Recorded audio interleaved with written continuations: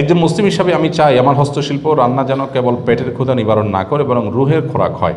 সম্প্রতি আমি আসন্না স্কিলের কুকিং অ্যান্ড ক্যাটারিং ম্যানেজমেন্ট কোর্সে ভর্তি হয়েছি। রান্নাকে ইবাদতে পরিণত করতে এবং রান্নাকৃত খাবার খেয়ে মানুষের হৃদয়ে যেন ইমানের শক্তি এবং আল্লাহর আনুগত্য বৃদ্ধি পায়। এই জন্য রান্নার সময় কী কী সুন্নাহ এবং জিকির আমল অনুসরণ করা উচিত? ভাই, রান্না রুহানি শক্তি যোগাবে এরকম কোনো বিশেষ দোয়া জিকির আমার জানা নেই। তবে আপনার উদ্দেশ্যটা সম্ভবত এরকম যে আপনি যে খাবার প্রস্তুত করবেন সেটা দিয়ে মানুষের শুধু ক্ষুধা নিবারণই হবে না, সেটা দিয়ে মানুষের স্বাস্থ্যগত, আধ্যাত্মিক এবং রুহানি যে শক্তি, স্পিরিচুয়াল যে শক্তি, সেটাও যেন বৃদ্ধি হয়। সেজন্য আপনি চেষ্টা করতে চান, কি করলে হবে? তো এটার উত্তরে বলতে চাই যে আল্লাহ রাব্বুল আলামিন আমাদের জন্য যা হালাল রেখেছেন, হালাল খাবার আল্লাহ আমাদেরকে খেতে বলেছেন, সেই সাথে আল্লাহ তাআলা আমাদেরকে একটা নির্দেশ করেছেন, সেটা হলো হালাল এর পাশাপাশি যেন আমরা তয়্যিব খাবার গ্রহণ করি। অনেক মুফাসসিরগণ বলেছেন তয়্যিব সাধারণ হালালকেই তয়্যিব বলা হয়েছে। তবে ইমাম কুরতুবী রহমতুল্লাহি আলাইহি, ইমাম ইবনে কাসির রাহিমাহুল্লাহ তার তাফসিরে, আরও অনেক ইমামগণ লিখেছেন যে তয়্যিবের ব্যাখ্যা হলো মা লা ইয়াদুররুহু ফিদ দুনিয়া ওয়াল আখিরাহ, যেই খাবার মানুষের দুনিয়াও ক্ষতির কারণ হয় না, আখিরাতেও ক্ষতির কারণ হবে না। তাহলে হালালও হবে, আবার হেলদিও হবে। এই খাবার আল্লাহ আমাদেরকে খেতে নির্দেশ করেছেন। অতএব আপনি একজন কুকিং অ্যান্ড ক্যাটারিং ম্যানেজমেন্ট কোর্সের স্টুডেন্ট হিসাবে আমি আপনাকে বলবো, আল্লাহ আপনাকে যখন তৌফিক দিবেন, আপনি রান্নাবাড়া করবেন, মানুষের খাবারের ব্যবস্থা করবেন, লক্ষ্য রাখবেন খাবারটা যেন স্বাস্থ্যসম্মত হয়, পরিচ্ছন্ন হয়, মানুষ দেখেন আপনি কি করেন। মানুষ যখন আপনি কিচেনে রান্না করেন তখন সবাই প্রতিটা মুহূর্তকে দেখতে পায় না। আল্লাহর ভয়টা তখন গুরুত্বপূর্ণ একটা ব্যাপার, যে আমি আল্লাহর ভয় যদি থাকে তাহলে এটাকে পরিচ্ছন্ন করছি কিনা, পরিষ্কার করছি কিনা, স্বাস্থ্যসম্মত রাখছি কিনা, অস্বাস্থ্যকর কিছু দিচ্ছি কিনা, এটা গুরুত্বপূর্ণ। অস্বাস্থ্যকর কিছু যদি আমরা খাই তাহলে আমরা ক্ষতিগ্রস্ত হব। আল মুমিনুল কবিয়্যু আহাব্বু ইলাল্লাহি মিনাল মুমিনিদ যায়ীফ, নবী সাল্লাল্লাহু আলাইহি ওয়াসাল্লাম বলেছেন সবল মুমিন আল্লাহর কাছে দুর্বল মুমিনের চাইতে বেশি প্রিয়। খায়রুন ওয়া আহাব, দুর্বল মুমিনের চাইতে সবল মুমিন শ্রেষ্ঠ এবং প্রিয় বেশি আল্লাহর কাছে। এখানে ইমানের দিক থেকে সবল হওয়া যেমন আপনার লক্ষণীয় এবং উদ্দেশ্য, ঠিক একইভাবে শারীরিকভাবেও সমর্থবান থাকা উদ্দেশ্য। কারণ শারীরিকভাবে সমর্থন না হলে তো আমি দাঁড়িয়ে নামাজ পড়তে পারবো না, সঠিকভাবে রুকু সিজদা করতে পারবো না। হ্যাঁ, কেউ যদি নিজের কোনো ত্রুটি ছাড়াই আল্লাহ প্রদত্ত রোগ, আল্লাহ তাকে একটা অসুখ দিয়ে রেখেছেন, তার কথা ভিন্ন। সে আল্লাহর কাছে অপ্রিয় হওয়ার কোনো কারণ নেই, বরং সবর করার কারণে সে বহু সবল মানুষের চেয়ে বেশি প্রিয় হতে পারে আল্লাহর কাছে, সেটা ভিন্ন বিষয়। কিন্তু আমি উল্টাপাল্টা খাইলাম, খেয়ে অসুস্থ হয়ে গেলাম, ডায়াবেটিস বানালাম, বিভিন্ন রোগ আমার তৈরি হয়ে গেল, তো এটার জন্য আমি আল্লাহর কাছে অপ্রিয় থাকবো। কারণ আল্লাহ তাআলা ফিজিক্যালি আনফিট মানুষের তুলনায় যে ব্যক্তি সুস্থ সবল থাকার জন্য সচেষ্ট ছিল, প্রয়োজনীয় উদ্যোগ নিয়েছে এবং ফিট থেকেছে, সে আল্লাহর কাছে বেশি প্রিয়। কারণ তার ফিটনেস ইবাদতের জন্য কাজে লাগবে, তার ফিটনেস জিহাদের জন্য কাজে লাগবে। সো একজন ইমানদার সবল, সুস্থ, ফিট থাকার চেষ্টা করতে হবে। আপনি একজন শেফ হিসাবে আপনি চেষ্টা করবেন সেই জিনিসটা, যে মানুষ যে খাবার খাবে তাতে তার ক্ষুধা নিবারণ হবে, আবার ক্ষুধা নিবারণের পাশাপাশি যেন অস্বাস্থ্যকর না হয়, পেটে বুটবুট ফুটফুট না হয়, তার গ্যাস্ট্রিক না হয়, এই খাবারটা যেন ক্ষতিকর না হয়। আখিরাতে ক্ষতিকর হবে যদি হারাম হয়, আর দুনিয়াতে ক্ষতিকর হবে যদি অস্বাস্থ্যকর হয়। এই জন্য আল্লাহ আমাদেরকে নির্দেশ করেছেন আমরা সেই খাবার গ্রহণ করার চেষ্টা করব যে খাবারে দুনিয়াতেও ক্ষতির কারণ হবে না, আখিরাতেও ক্ষতির কারণ হবে না।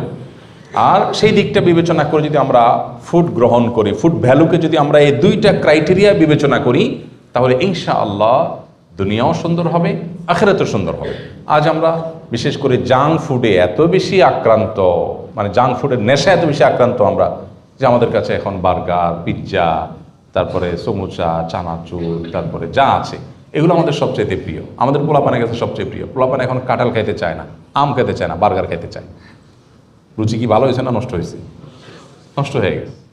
সে মনে করতেছে সে স্মার্ট হয়েছে। অনেক বাবা মা আবার গর্ব করে বলে, না না আমটা সব খায় না, আমার বাচ্চা একটা বার্গার খায়, মানে ওনার বাচ্চা আপনাকে স্মার্ট। আর কি ওনার বাচ্চা যে অসুস্থ, ওই বাচ্চার যে সোধবোধ নাই, সেন্স নাই, এটা উনি বোঝেনি না, যে ফুড ভ্যালু বিবেচনা করতে পারে না, কোন খাবার তার জন্য ভালো সেটা বুঝতেছে না, খেয়ে ধ্বংস হচ্ছে আর গ্যাস্ট্রিকের ওষুধ খাচ্ছে, আর আমরা একের পর এক ধ্বংস হচ্ছি। আমাদের খাদ্য শেষ হয়ে যাচ্ছে, পুরা সাপ্লাই চেইন পুরাটাই বরবাদ হয়ে গেছে।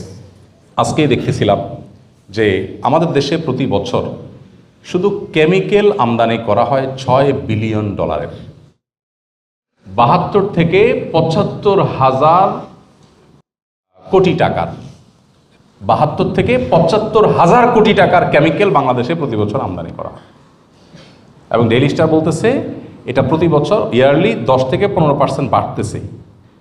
অর্থাৎ এটা অচিরেই 6 থেকে 8 বিলিয়ন US ডলারের দিকে চলে যাচ্ছে। এই কেমিক্যাল এনে আমরা খেতে দিচ্ছি। এটা শুধু খেতেই ব্যবহার হয় তা না, এটা টেক্সটাইলে ব্যবহার হয়, বিভিন্ন ক্ষেত্রে ব্যবহার হয়। কিন্তু বিশেষ করে আমাদের খেতে খামারে যে কীটনাশক দেওয়া হয় 15 বার 17 বার থেকে কেউ কেউ 20-30 বার পর্যন্ত আপনার কীটনাশক স্প্রে করে। মাটিতে যে পরিমাণ আমরা এই কেমিক্যাল আমরা যে পরিমাণ দিচ্ছি তাতে শুধু মাটি শেষ হচ্ছে না, যে পানি আমাদের আছে সমাজে মাটির নিচে পারে সব সহ শেষ হয়ে যাচ্ছে। ঘরে ঘরে ক্যান্সারের রোগী, এত ক্যান্সারের রোগী আগে তো ছিল না। আমাদের ফ্যামিলিতে আমার বাপ চাচাদের কথা যদি বলি, আমার বাবা ক্যান্সারে মারা গেছেন, চাচারা অনেকজন ক্যান্সারে মারা গেছে, একটা ফ্যামিলিতে কয়েকজন। পুরো গ্রামে গেলে কয়েকজন ক্যান্সার রোগী এসে দাঁড়ায় সহযোগিতার জন্য। ঘরে ঘরে ক্যান্সার হয়ে গেছে, ঢাকার বাইরে, শহরে, গ্রামে, সব জায়গায়। হার্টের রোগী এত বড় বাড়ছে, তারপরে আপনার কি বলে এটাকে, কিডনির পেশেন্ট এত বড় বাড়ছে যে আমার এক ডাক্তার পরিচিত কিডনি ডাক্তার, উনি বললেন যে ভাই আমাদের বাংলাদেশে যতগুলো কিডনি ডায়ালিসিস মেশিন আছে কোনোটারই স্লট খালি নেই, স্লট খুব কম মেশিনের খালি থাকে, এই পরিমাণ পেশেন্ট দিন দিন বাড়তেছে। তো এই বিষয়গুলো দেখার যেন কোনো লোক নাই। গোটা দেশের সমস্ত মাটি পানি সবগুলোকে বিষাক্ত করে ধ্বংস করে সে বিষে আমরা নিজেদেরকে শেষ করে ফেলবো। এই জন্য যেন আমরা সবাই ঐক্যবদ্ধ হয়েছি। আল্লাহ তাআলা আমাদেরকে হেফাজত করুন। আল্লাহর সৃষ্টি এবং প্রকৃতিকে ধ্বংস করার এই নীল নকশা, এটা বিরুদ্ধে আমাদের প্রত্যেকটা মানুষের কাজ করা দরকার, দাঁড়ানো দরকার। এই জন্য আপনি একজন শেফ হিসাবে যেহেতু নাসিহা চেয়েছেন, আপনার মধ্যে নাসিহা হলো মানুষকে স্বাস্থ্যসম্মত, নিরাপদ, ভালো খাবার খাওয়ানোর চেষ্টা করবেন, যেটা তার দুনিয়া আখিরাত উভয়টাকে ভালো করবে। এটা যদি করেন তাহলে তার রুহানিয়াত, তার ইমানের শক্তি বৃদ্ধি পাবে, আবার শারীরিক শক্তিও বৃদ্ধি পাবে। ভেজাল যখন খাবে, যত বেশি ভেজাল খাবে মানসিকভাবে সে ভেজাল মানসিকতার ধারক হয়ে উঠবে। আর যত বেশি পিওর খাবে, যত বেশি ভালো খাবে, সেটারও একটা পজিটিভ প্রভাব তার মধ্যে পড়বে, হালাল হওয়ার পাশাপাশি নির্ভেজাল হওয়া। আল্লাহ আমাদেরকে তৌফিক দান করুন। আস-সুন্নাহ ফাউন্ডেশন, উম্মার স্বার্থে সুন্নাহর সাথে।